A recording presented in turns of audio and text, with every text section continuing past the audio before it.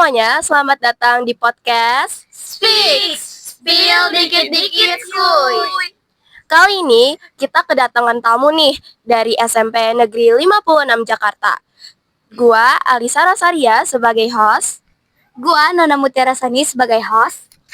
Gue Azhara Widyastari sebagai narasumber. Gua Virgiawan Banuyasa sebagai narasumber.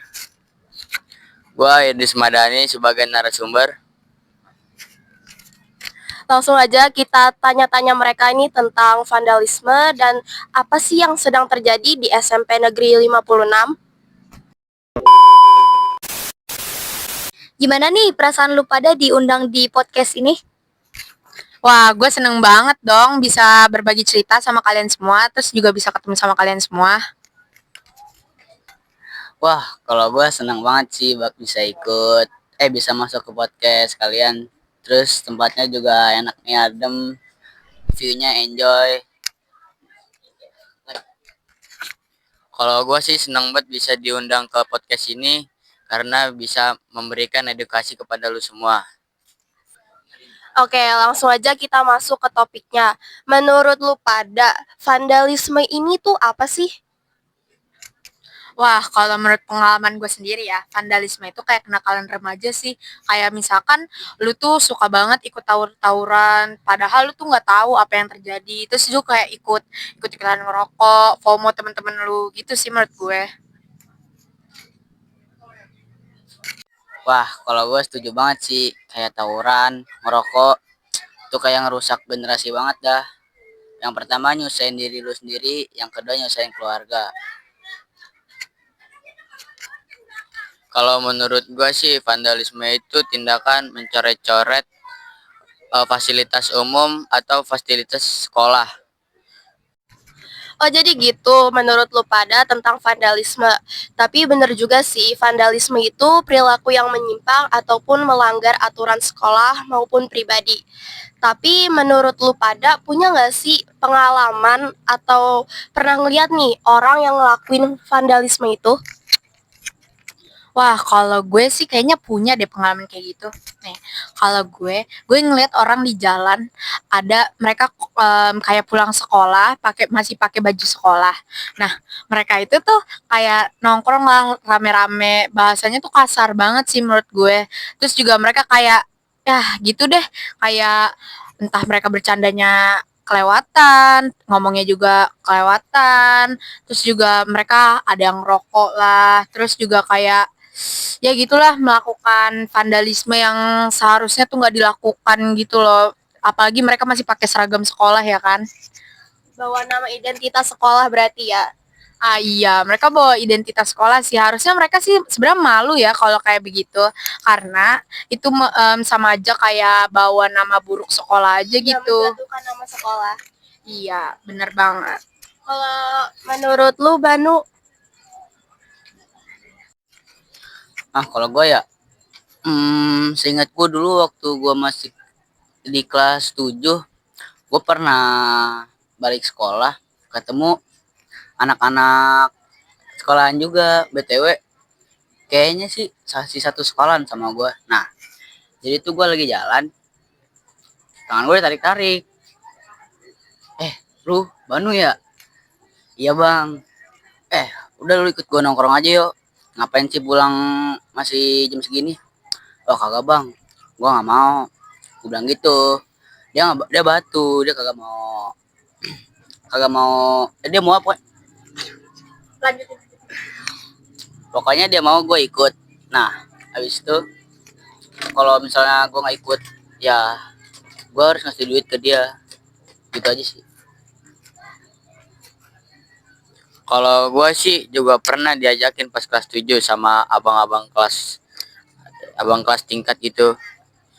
Dia ngajakin gue buat ngikut kayak tawuran gitu, ngajakin nongkrong, ikut nyoret-nyoret, atau enggak pemalakan buat acara ulang tahun sekolah misalnya. Oh, jadi masing-masing dari kalian tuh punya pengalaman vandalismenya masing-masing ya? Oke, untuk pertanyaan selanjutnya dilanjut sama Nona. Nah, ini yang menarik nih. Menurut kalian kenapa sih banyak orang yang melakukan vandalisme itu?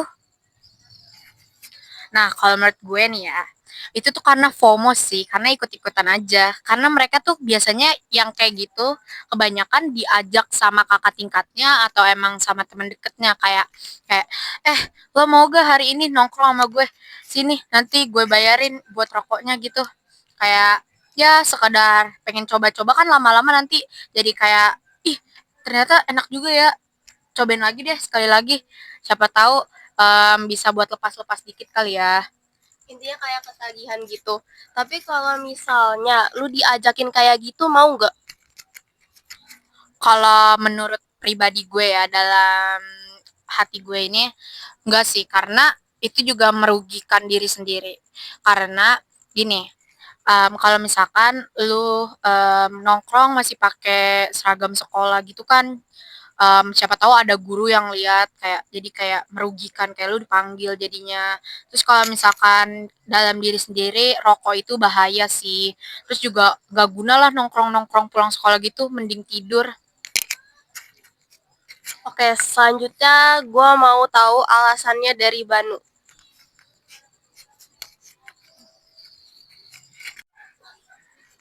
Oke, kalau menurut gue ya, itu tuh mereka lebih pada nyari jati diri ya. Soalnya di masa-masa remaja pasti kan ada yang mau dibilang keren sama lawan jenis, atau ya begitu deh pokoknya deh, kayak lebih pengen dilihat terkenal aja gitu.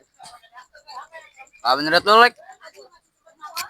Kalau menurut gua sih itu kebanyakan anak-anak kurang pengawasan dari orang tua. Bisa jadi karena orang tuanya sibuk, atau nggak dia udah nggak, keluarganya tuh kayak sibuk kerja. Ada yang udah bisa, iya misalnya udah cerai, sama faktor pergaulannya bisa jadi dia, iya bisa jadi dia main sama yang lebih tua tuh yang udah bener-bener rusak, apaan aja dicobain. Jadi begitu menurut gua. Oh, jadi tuh orang-orang yang ikut vandalisme ini tuh cuman buat biar dirinya tuh terkenal, biar orang-orang tuh pada tahu nih kalau dia tuh keren, ngelakuin hal-hal baru, ingin mencoba hal-hal baru. Terus, gua mau nanya, apa sih dampak vandalisme ini di sekolah? Kalau di menurut gue pribadi ya, dampaknya sih lumayan banyak ya, tapi ini yang paling mencolok. Pertama, pelajaran lu bisa terganggu, nilai-nilai lu bisa aja tuh jeblok. Karena apa? Karena lu tuh sering nongkrong, jadi lu jarang banget ada waktu buat belajar. Misalkan gini deh, lu pulang sekolah itu jam 2, lu nongkrong lagi pulang sekolah sampai jam 3 kan biasanya pasti. Nah, lu padahal di situ jam 3 harusnya lu tuh lagi belajar. Karena apa? Mungkin aja besok ulangan, jadi nilai lu, karena lu nggak belajar, nilai lu jadi jeblok, jadi ya berantakan deh. Terus juga kalau dampaknya ya, kalau di keluarga sih orang tua lu jadi kehilangan percayaan sama lu. Padahal orang tua lu bilang kamu jam udah lagi di mana, terus lu malah bohong, bilangnya kerja kelompok. Kan nggak boleh kayak gitu. Jadi tuh itu nggak mencerminkan sifat baik ya. Iya. Benar-benar Iya. udah melanggar peraturan sekolah. Merusak kepercayaan orang tua juga. Iya. Oke, sekarang menurut Banu gimana sih? Oke, kalau menurut gua nih ya, kayak yang pertama tadi gua bilang tuh, apa namanya, nyari jati diri. Nah, dari situ tuh lu bisa dari nongkrong lu ngepost ngepost status Instagram atau status WA tuh dilihat teman lu. Nah, teman lu itu yang anak baik-baik baik-baik jadi risih gitu, mungkin ngeliat lu kayak, mah masa ya teman gua tuh jadi suka ikut-ikut hal-hal negatif gini sih. Nah, terus yang kedua, ngerusak fasilitas sekolah. Bisa aja dia nongkrong tuh coret-coret, terus dari coret-coret yang di tongkrongan dia itu berdampak ke kelas, toilet, atau yang lain-lain deh. Nah, kalau menurut lo, like?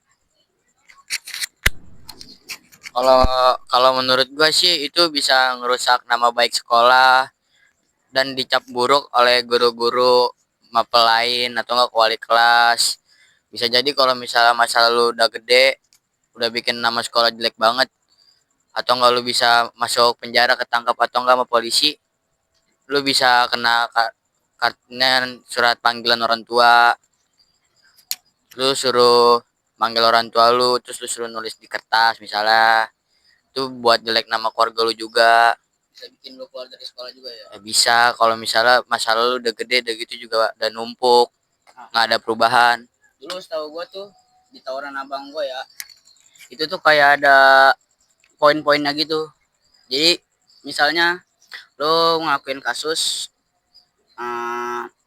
semisal nyoret-nyoret meja atau bangku, nah itu tuh jadi poin lu plus 10. Nah itu jadi jangan, ah batas poinnya itu sampai 100. Nah semisalnya lu udah ngelakuin hal-hal negatif itu sampai apa, sampai apa ini 100 ya, 100 poin. Nah 100 poin itu kayak bisa jadi lu dikeluarin gitu.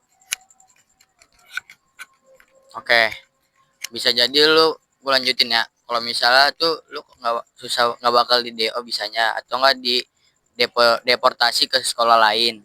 Kalau misalnya masalah lu udah banyak, kalau udah deportasi tuh lu harus daftar ulang lagi, ribet. Jadi bisa jadi nggak dapat menteri lagi ya. Iya, palingan lu ke swasta dulu. Oh jadi gitu dampak vandalisme menurut lu pada. Sekarang solusi dan harapan lu pada biar vandalisme ini tuh gak terus berlanjut, terus siswa-siswi atau murid di sekolah lu pada ini jadi lebih baik daripada sebelumnya. Kalau menurut gue solusinya tuh gini, lu ini harusnya udah ada jalan pikiran sendiri, kayak gue nih udah jelek, nilainya kurang, masa gue masih ikut-ikutan beginian sih, ya gue harus berusaha gak sih biar lebih baik, biar gak gini-gini aja. Gue udah kekurangan, nambah kurang lagi. Kayak sadar diri Iya, gitu ya. Iya, gue mau maksudnya kayak nyadar diri aja, ngapain sih ngikut-ngikut begituan, padahal diri sendiri aja udah kurang. Terus juga solusinya ya menurut gue kayak atur jadwal jadwal rencana schedule gitu, kayak pulang sekolah lu mau ngapain sih? Mau mandi, ganti baju, tidur, abis itu belajar. Oke, kayak Jadi isi kegiatan dengan hal-hal positif dan kurangin hal-hal negatif. Jadi kayak ngerubah diri kita tuh jadi lebih positif lagi daripada sebelumnya. Iya, itu bener banget sih. Itu menurut gue salah satu cara yang tepat banget ya menurut gue, kayak biar kayak kita nggak ikut-ikutan nongkrong-nongkrongan begitu, vandalisme kayak begitu. Pokoknya ya itu deh jalan satu-satunya menurut gue. Karena kalau misalkan lu nggak bisa bagi waktu dalam memanajemen sesuatu atau memanajemen diri lu sendiri, itu tuh lu bakal kayak kehilangan arah karena lu nggak punya jadwal dalam diri lu sendiri. Oke, sekarang gue mau dengar dari Banu. Oke, menurut gue ya, kalau dari gue stop nyari jati diri sih, itu bakal dampak banget buat kehidupan lu selanjutnya.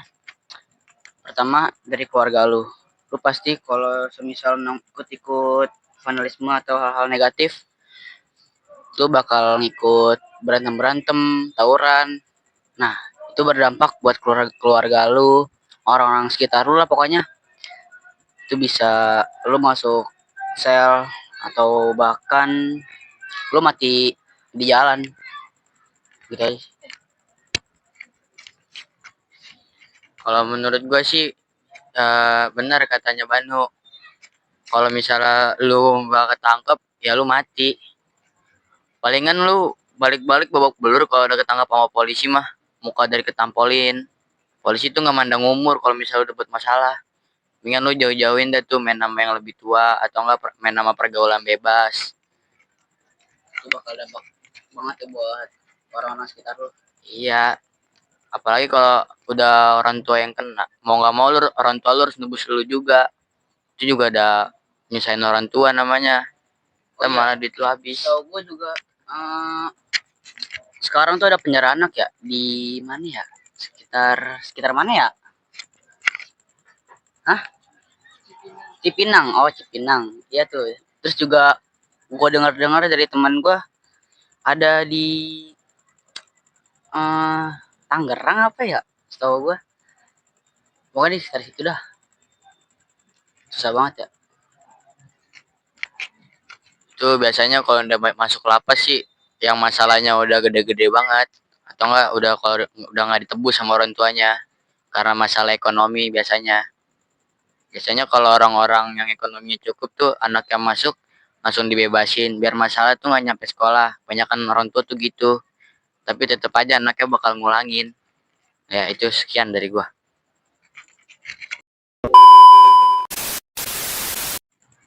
Oke, dari pembahasan kita hari ini, kita bisa simpulkan kalau vandalisme itu bukan cuma masalah kebersihan, tapi juga soal sikap dan tanggung jawab.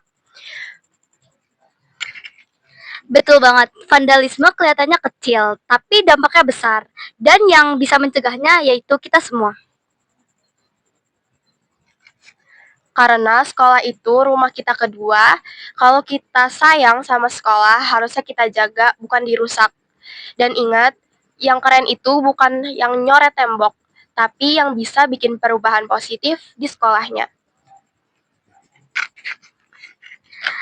Oke, keren banget ya buat kita semua. Terima kasih banyak buat Idris, Zahra, dan Banu yang udah datang untuk sharing pengalaman vandalisme kalian pada podcast hari ini. Dan makasih banget buat kalian yang udah gabung. Semoga teman-teman yang nonton atau dengerin podcast ini bisa lebih sadar buat jaga lingkungan sekolahnya. Sampai jumpa di episode berikutnya. Tetap semangat dan jaga sekolah kita dari vandalisme. Bye!